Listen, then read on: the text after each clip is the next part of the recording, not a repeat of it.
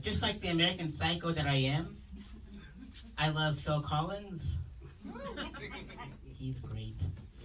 And I just watched his VH1 Storytellers, and I got inspired by his storytelling and his songs. And so I wanted to do the same with my friends. So I had them all write their favorite jokes of mine, and their names right next to it. So with that being said, I'll start with my friend Abbey G. She's a comedian, and she picked Milkman. I'm a milkman? I milk men.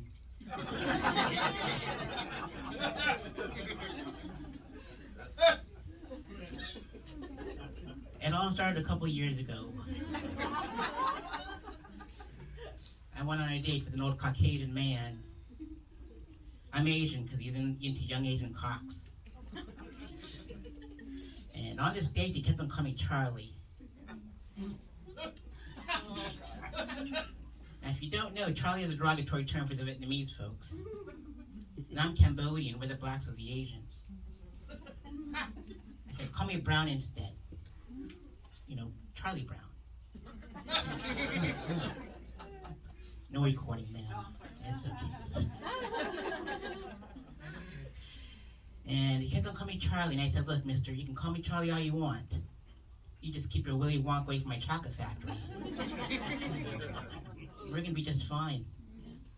But $100 is $100. And that following morning, I gave that old geezer a squeezer.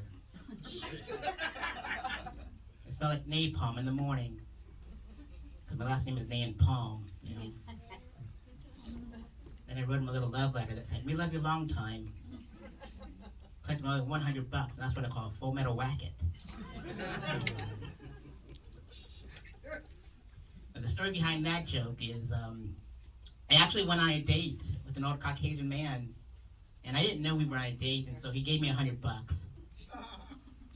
But other than that, nothing else happened. But that was nice, though. I wanted to add some more juicy stuff to it. Oh, man. Tim Blaylock, you saw him earlier tonight. He gave it up for that guy.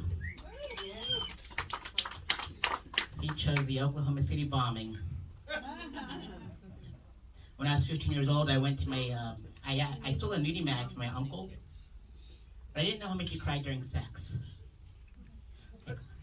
All the pages were all wrinkly and they were all stuck together. I thought they were his tears and his boogers. But they weren't. They were his knuckle babies and his water-based lube. My mom found it. She tore it right in front of me. And it saddened me because it reminded me of the Oklahoma City bombing because all the dead babies came out of it. Story behind that joke is, you know how moms clean your room without telling you? Well, she went through my top drawer looking for a vitamin E, like oil or whatever. And she found my September 1997 Playboy with Jenny McCarthy and Pamela Anderson. Tore it right in half. That's the story behind that joke.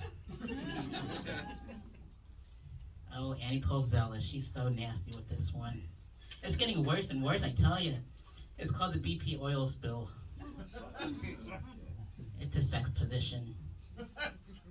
That's right, the BP stands for butt plug. I know. What you do is you lather that butt plug with oil-based lube, and you give your partner an enema, and shove it right up their bums. Make them twerk until they can't do it anymore. The butt plug pops out. And your whole room looks like a BP oil spill.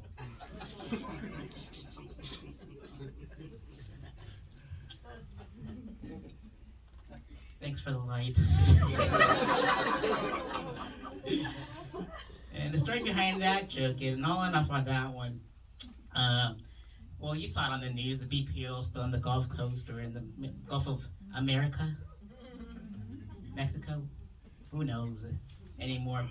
That's what inspired that joke and all my trips to the porn shop. Yep, that's about it. That was dirty comedy without any curse words. So give it for yourselves and tip your bartenders.